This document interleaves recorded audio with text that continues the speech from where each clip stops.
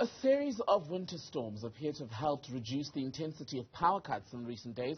It's due, we're hearing, to an increase in wind generation caused by numerous cold fronts. Union Giwusa says this vindicates its campaign for a rapid and just transition towards renewable energy. The union's president, Mametlwe Sebei, joins us now for more. A very good evening to you, sir. Thank you for your time. So, have people been right to be suspicious of the sudden abundance in electricity availability?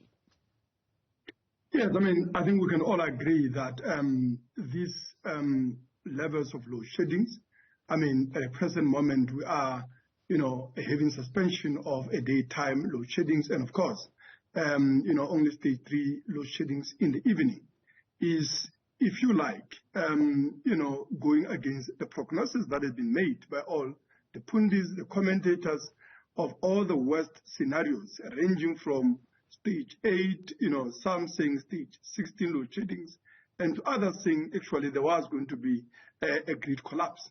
Now, what we are not discussing adequately is the role, and of course, of the renewable energy, particularly in the context of, the cold fronts and the windstorms that have added 2,000 megawatts to the grid, and which is what has rescued South African grid and has, of course, given us abundance of energy that has allowed this suspension of load sheddings during the day and, of course, alleviation of the pressure on the grid.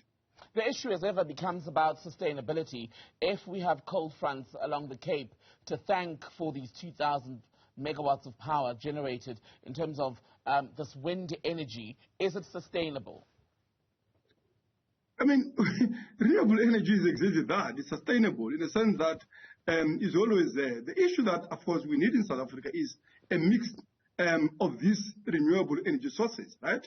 In summer, we have an all year, we have an all day, if you like, we have, sunshine for most of the country, but also even during other seasons, including winter, by the way.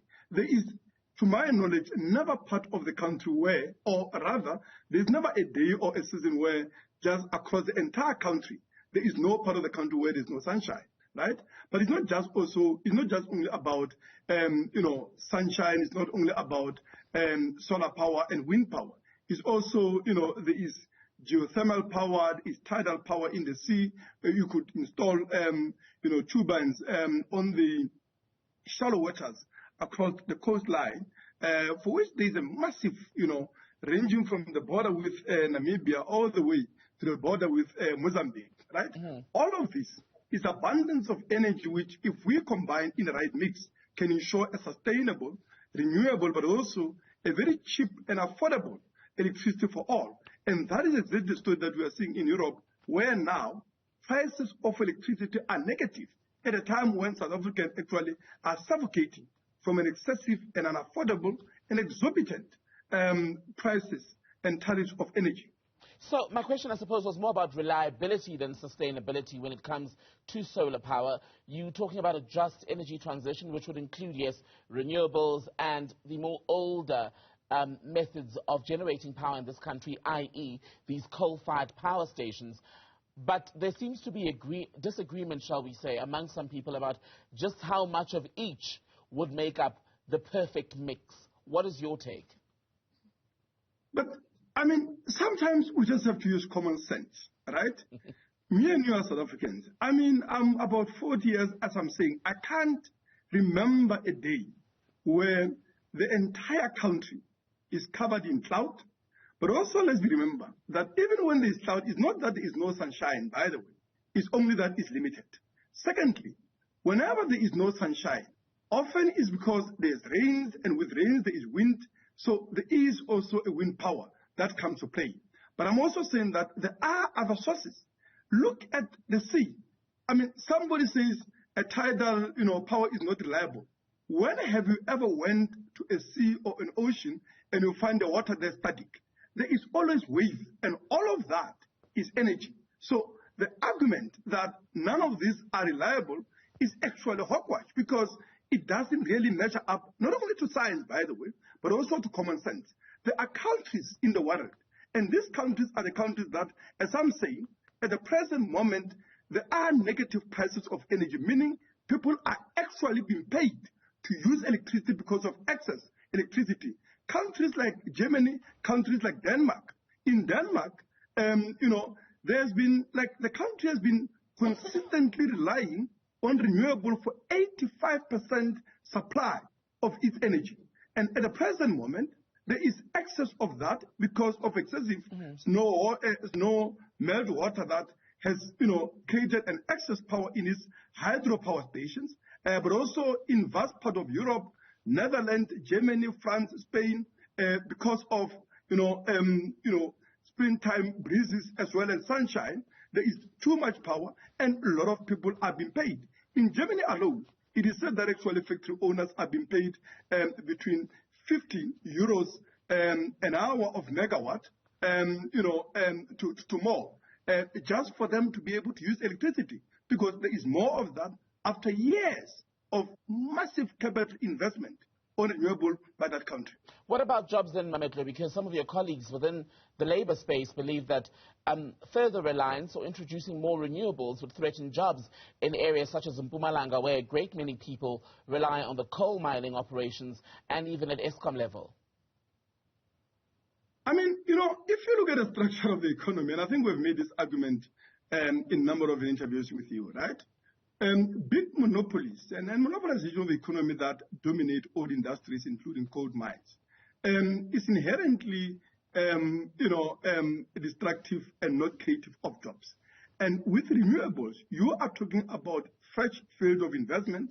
And what does that mean? It means, one, a creation of new solar, wind power stations that are going to generate jobs, but also it means new industries in the manufacturing sectors of the economy to ensure that we manufacture equipment for wind, for solar power, but also other renewable. But also it means basically redesigning the entire grid, where at the present moment you have electricity, right, being transmitted from few power stations.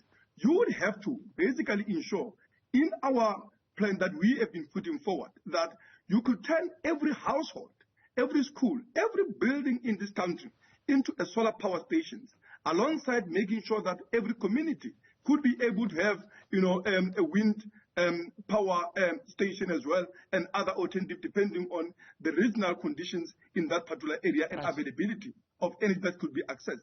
All of that would mean you need, thousands and tens of thousands that are going to be employed to ensure that you have a grid that moves from people's homes to the national grid. There is going to have to be, a redistribution of energy in an opposite direction. Now, all of that would require massive amount of labor than currently employed in the old. But would that be full-time labor? Because a lot of the people are employed full-time in the sectors currently. But who says that to maintain, this grid? Who says that to work on this transmission? Who says that, manufacturing, including, by the way, mining of these minerals that South Africa basically has, that would go into, manufacture of the industries that will provide equipment for renewable energy?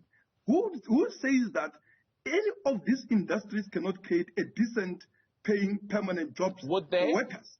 And we believe that the workers at Eskom at the present moment can be retrained, and that is exactly what is lacking. Stations are being closed without any retraining, reskilling, and just transition. Right. Final one. I want to go back to the earlier point you're making about how further reliance on the likes of solar and other renewables would be helpful around bringing down, for example, energy prices. At the moment, we've been in a terrible hike cycle. People are unable to cope. But given that Eskom, in its argument for electricity tariff increases, has cited so many other factors, among them all the diesel that we're currently guzzling to keep the lights on, how different would the picture or pricing picture be in our context versus the European models which you've been studying? You see, the problem with the renewable energy program in the country is that it has been deliberately conflated with privatization of energy, and we have been opposing to that. We say that Eskom must remain a public-owned entity, and in fact, Eskom has the capital, has the technology, has the manpower to be able to lead this transition. And in this model, right, and this is what actually is happening in Europe. With renewables, the major cost are involved in the initial capital investment. Once the infrastructure has been laid out, the costs are close to minimal, and the energy itself is for free. It's wind, it's sunshine, right? It's tidal power. All of that, nature freely provides on a renewable, on a sustainable basis. And that is the reason that in Germany alone, prices have been on the negative. That is, people being paid to use electricity 100 times since the beginning of this year. And this is not unique to Germany. It's a reality in many of the European countries, Nordic countries, but also countries in the rest of Europe, Spain, France, and numbers that I've counted. Right. And I think also developing countries like China and others are also beginning to move in the direction of renewables. And I'm saying that South Africa has an abundance of natural resources, natural energy resources. We have the mineral disposition to ensure that we can be able to beneficiate, to build the necessary industries that will create jobs, but also ensure that we are self-reliant, but we are also providing a sustainable, affordable, and cheap electricity to all. Mametlwe Sebei, thank you very much for speaking to us tonight.